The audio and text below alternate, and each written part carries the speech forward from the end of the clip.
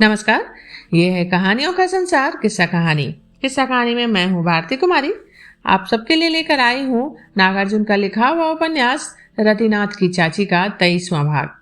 22वें भाग में आपने सुना कि रतिनाथ जो जय किशोर के साथ मोतिहारी गया है, वहां उसके जीवन का वर्णन था। उसे संस्कृत तो पढ़ना ही था, घर में जय किशोर भी पढ़ाते थे। फिर लाइब्रेरी जाने लगा वो, वहां हिंदी का ज्ञान, उसका ज्ञानवर्धन होने लगा। फिर एक जमींदार साहब अपने बेटे को संस्कृत पढ़ाना चाहते थे, तो जय किशोर ने रतिनाथ का नाम सजेस्ट किया कि हाँ, ये बच्चा पढ़ाता है। तो रतिनाथ उसके यहाँ, उसी के यहाँ रहने भी लगा। जमींदार साहब ने रहने की व्यवस्था कर दी थी अपनी। तो जमींदार का बेटा था नरेश, जिसके साथ रतिनाथ पढ़ रहता है और उसे पढ़ाता भी है। अब आगे। उस साल का सावन शुभंकरपुर के लिए मौत का पैगाम लेकर आया। मलेरिया का ऐसा प्रकोप उस इलाके में इससे पहले शायद ही हुआ हो। लोग पटापट मरे, मवेशी तक न छूट पाया। भोला पंडित 19 दिन तक बुखार में उबलकर स्वर्ग सिधार गए। दम्मू फूफी भी इस बीमारी की चपेट में आकर मर गई। डॉक्टर वैद्य कोई काम न आया। काम आई उमानाथ की मां। बेचारी ने जी जान से सेवा की, फिर भी दमयंती ना बची, तो इसमें किसका दोष? फूफी की सारी जायदाद भतीजे के हाथ लगी। जयनाथ भाग कर बरहड़वा चले गए। चाची को भी 2 दिन का बुखार आया, लेकिन वो शीघ्र ही ज्वर मुक्त हो गई। छोटे बड़े 100 से कम नहीं लोग मरे होंगे वहां। सरकारी सहायता तब पहुंची जब 70 के करीब लोग मर चुके थे। कुनैन की टिकियां बटी थी, लेकिन गरीबों को वो मुश्किल से ही मिली थी। तुलसी का काढ़ा पी पी कर आखिर लोग कब तक मलेरिया का मुकाबला करते? ताराचरण ने बड़ी कोशिश की कि जिले और थाने के कांग्रेसी अधिकारियों से इस मामले में कुछ करवाएं, लेकिन अभी अंतर्राष्ट्रीय घटनाओं की तुलना में नेताओं के लिए इन बातों का क्या महत्व था? ये वे दिन थे जबकि हिटलर आधा से अधिक यूरोप जीत चुका था और गांधी जी कोई नया कदम उठाना चाहते थे। लोगों का कहना था कि भूकंप यानी 1934 के बाद देश की आबो हवा बदल गई है। नदियां, तालाब और पोखर उथले हो गए हैं। उपज कम होने लगी है। मलेरिया का प्रकोप बढ़ गया है। अकाल मृत्यु बढ़ गई है। इधर पैदा होने वाले बच्चे सांवले नजर आते हैं। आमों की फसल अब साल साल नहीं आती। शुभंकरपुर के इस टोले में 14 औरतें थीं। उनमें 6 को मलेरिया ने लील लिया। 10 मर्द थे, अब 5 ही बच रहे। सन्नू की मां दमयंती, जनक किशोरी, जयदेव की बहन और पुतोहू नरेश की मां, यही 6 औरतें मरी थीं। 11 ब्राह्मणों तक को जुटाना मुश्किल हो गया था। क्रियाकर्म करने वाले का उद्धार होता, ताकि क्रियाकर्म करने वालों का उद्धार हो। परसौनी के महापात्र भी मलेरिया के शिकार हो गए थे। हजाम इस गांव में 3 ही थे, उनमें से 2 मर चुके थे। क्रियाकर्म की कौन कहे, लाश उठाकर ले जाने वाले नहीं थे। पास में कोई बड़ी नदी थी नहीं। हाँ, लकड़ी की कमी नहीं थी। फिर भी सैकड़ों चिताएं तैयार करने में गांव भर की अमराइयां ठूंठ हो गई। छोटी जात वालों को अपनी लाशें बहाने में जीवछ नदी की बाढ़ ने काफी मदद ना पहुंचाई होती तो मुश्किल था। वे बेचारे कहां से इतनी लकड़ियां लाते? भागकर जो बाहर जा सकते थे जा चुके थे, लेकिन औरतें और बच्चे कहां जाते? मुसीबत का ये पहाड़ उन्हीं पर अधिकतर गिरा। सौभाग्य से रतिनाथ और उमानाथ बाहर थे। चाची को अपनी परवाह नहीं थी।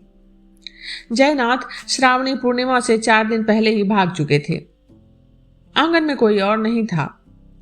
दिन तो खैर जैसे तैसे कट जाता, लेकिन रात काटना पहाड़ हो जाता। एक तो यूं ही ये लोग गांव के छोर पर थे। तिस पर जयनाथ का आंगन बिल्कुल अलग था। वो छोर की पूंछ पर था।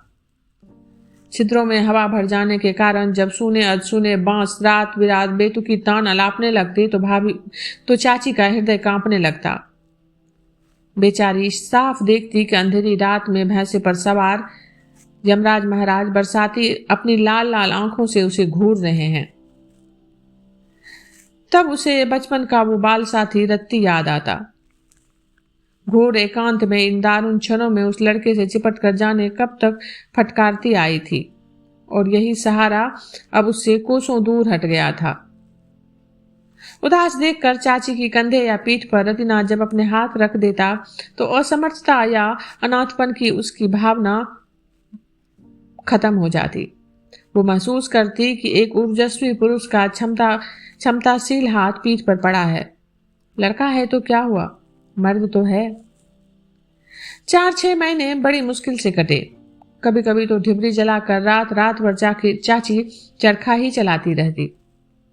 दिन में बहुधा ताराचरण की मां आ जाती या और कोई भी। चाची की पिछली भूल चूक का लेखा जोखा लेने वाला अब कोई नहीं रह गया था।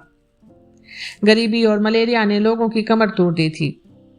लड़ाई की तेजी के साथ अनाज का भाव भी बढ़ता ही जा रहा था।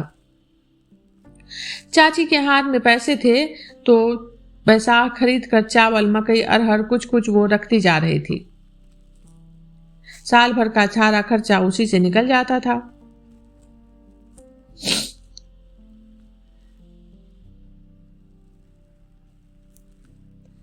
दुतरफा झोला कंधे पर लटका था। भगवान इस बार साथ जा रहे थे। जाते जाते उन्होंने चाची से कहा, कृष्णाष्टमी तक अवश्य लौट आऊंगा। बाबा बैद्यनाथ पर जल ढारना है। अब तो और कोई काम है नहीं, तुम किसी बात का अंदेशा मत करना। ये चर्चा है कि जयनाथ गांव आया था और गांव छोड़ के जा रहा है फिर से, उसी की चर्चा है यहाँ पर। चाची ने कहा था, बाबू जल्दी की क्या बात है, समूचा गांव भट्टी पर चढ़ा हुआ है। देखते हो लोग मलेरिया के मारे तबाह हैं। क्या करने आओगे अभी? कृष्णाष्टमी क्या और जगहों में नहीं होती? हम न ठहरे लाचार, तुम्हारा क्या है, जहां धड़ तहां घर। इस बात का जयनाथ ने प्रतिवाद किया था। नहीं नहीं उमानाथ की मां, कहीं क्यों ना हो, जी तो हमारा यहीं टंगा रहता है। घर बार है, बाप दादों की जायदाद है, टोल पड़ोस जान पहचान चिन्हा परिचय क्या क्या नहीं है, सब कुछ तो अपना यही है। उमानाथ की मां, ऐसा मत समझना कि जयनाथ को इस मिट्टी का मोह नहीं है। अंत में उसका गला भर आया था और झुककर आंगन की मिट्टी में से एक चुटकी उसने उठा ली थी। उनमें से जरा सा तो जयनाथ ने कपार में लगा लिया था और बाकी बांध लिया था चादर की खूंट में। उस दिन देवर का वो अपूर्व भावेश देखकर उमानाथ की मां का सारा शरीर सिहर उठा था। जयनाथ का वो रूप आज तक उसने नहीं देखा था।